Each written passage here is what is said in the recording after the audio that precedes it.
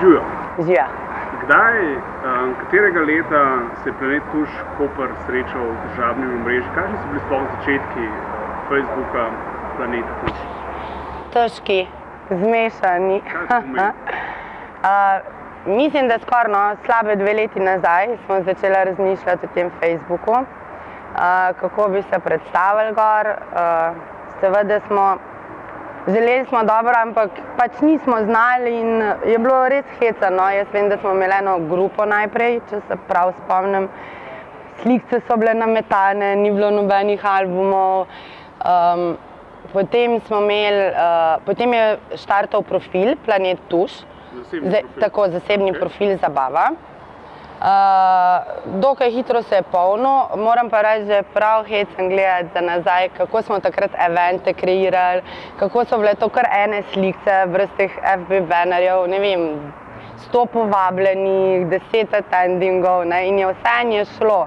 Zdaj recimo, če bi nekaj takega delali na takem nivoju, mislim, da ne bi bilo glih dobro, no. Tako da vidimo tudi, koliko ljudje čedalje več zahtevajo, ne. Takrat so bili zadovoljni s tem, kar se je takrat dogajalo na Facebooku, zdaj pa bi bilo to res absolutno premalo. Oziroma bi bilo to ena stran, ko jo delajo res tako, mimogrede amaterji, ne. No, od takrat smo zelo zrastli. Celoten Engrotuš ima, mislim, da ima okoli 10 strani svojih, 5, 4 pa 2, 11 strani, od tega jih je 9 na plečih Entertainmenta, tam ko sodimo tudi mi, 2 profila, oziroma 3 profile, en je Planet Tuš Zabava, potem imamo eno osebo, Teja Stuša, pa profil imamo tudi Koperka Podistria, se pravi direktno za italijanske obiskovalce. In kdo je pionir Facebooka na Planetih oziroma Planetih Tuš? V bistvu štarti so bili taki. Najprej smo začeli s Planet Tuš profili, stranmi, tako da je imel vsak Planet Tuš svojo stran. Moja že nekdanja sodelavka Janja je bila zelo takrat aktivna pri tem.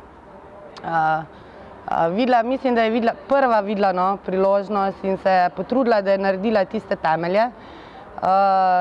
In potem smo videli, da Planet Tuš dejansko zajema celotno stavbo, vse trgovine. Mi kot Entertainment, kot Disco Planeti smo se pa potem počasi ločili, tako da smo naredili 4 strani in tako ima vsak Disco Planet svojo stran. In počasi smo začeli, brez kakršnih koli aplikacij smo dobili ogromno bazo na vseh profilih, mislim na vseh stranih. Kako to ravno, da ste štartali na Facebook, družabnih omrežij je ogromno? Facebook je najbolj primeren. Trenutno ne vidimo, da bi bil še kjer drug tako primeren. Twitter ne. Twitter še ni toliko razširjen, predvidevam, da bo, no. Zdaj, kakor pravijo, bo še en kup takih omrežij, ne. Takrat, ko je bil tako Google+, to bo, ni se prijel, pa se s tem pa tudi nismo začeli ukvarjati zaradi tega, ker je pač veliko dela, ne, in če nekaj ne gre, ne moreš ti tega postaviti, morajo ljudje to sprejeti, pa se pa ni problem vključiti, ne. Kakšne vsebine pa sploh komunicirate na Facebook strani? Prav vse. Kaj to pomeni? Imate kakšne tabu teme? Načeloma smo politično, nismo na nobeni strani, seveda, ne.